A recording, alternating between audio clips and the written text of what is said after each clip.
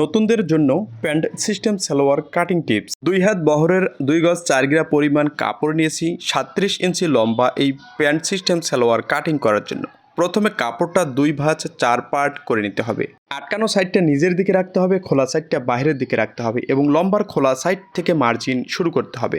তো প্রথমে আঁকাবাঁকা সমান করে একটা মার্জিন দিয়ে নেব। এরপর 2 ইঞ্চি রাবার ঘর বা ফিতা ঘরের জন্য একটি মার্জিন দিয়ে নেব। এরপর রাবার ঘরের নিচে ইঞ্চিটেপটা বিছিয়ে আমাদের লম্বার মাপ বের করে নিতে হবে। আজকে আমাদের লম্বার মাপ 37 ইঞ্চি। আমরা 37 ইঞ্চিতে একটি দাগ দিয়ে নেব এবং দাগ অনুযায়ী একটা মার্জিন টেনে নেব। নিচে সেলাইয়ের কাপড় না থাকলে আলগা পট্টির জন্য আধা ইঞ্চিতে একটা মার্জিন দিয়ে নেব।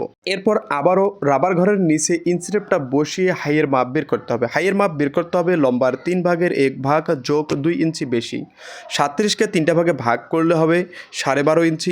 এর সঙ্গে 2 ইঞ্চি যোগ করলে হবে 14.5 ইঞ্চি। 14.5 ইঞ্চিতে একটা মার্জিন টেনে নেব। এরপর ঘেরের মাপ বের করে নিতে হবে। ঘেরের মাপ বের করতে হবে হিপের 4 ভাগের 1 ভাগে একটা মার্জিন দিয়ে নিতে হবে। হিপের মাপ 38 ইঞ্চি। 38কে 4টা ভাগে ভাগ করলে হবে 9.5 ইঞ্চি। আমরা 9.5 ইঞ্চিতে একটা দাগ দিয়ে নেব। 3 থেকে 3.5 ইঞ্চি লুজ রেখে একটা মার্জিন দেব। লুজ সহ যত ইঞ্চি আছে হাই মার্জিনে তত ইঞ্চিতে একটা দাগ দিয়ে একটা মার্জিন টেনে নিতে হবে। এরপর প্যান্টটা যেন ফর্মাল প্যান্টের মতো সুন্দর মতো বসে থাকে এর জন্য আটকানো সাইড থেকে 3 থেকে 3.5 ইঞ্চিতে একটি দাগ দিয়ে নিতে হবে।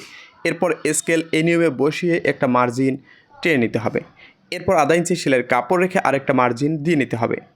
এরপর এই মার্জিন থেকে মুহুরির 2 ভাগের 1 ভাগে একটা মার্জিন টেনে নিতে হবে।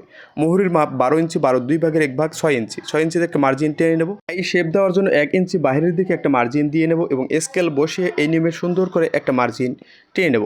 1 ইঞ্চি পরিমাণ সেলাইয়ের কাপড় রেখে আরেকটা মার্জিন টেনে নেব। এই নিয়মে মার্জিন দেওয়ার পর হাইয়ের শেপ দিয়ে নিতে হবে। তো এই নিয়মে একটি প্যান্ট সিস্টেম সালোয়ারের মার্জিন করে কাটিং করে নিতে হবে।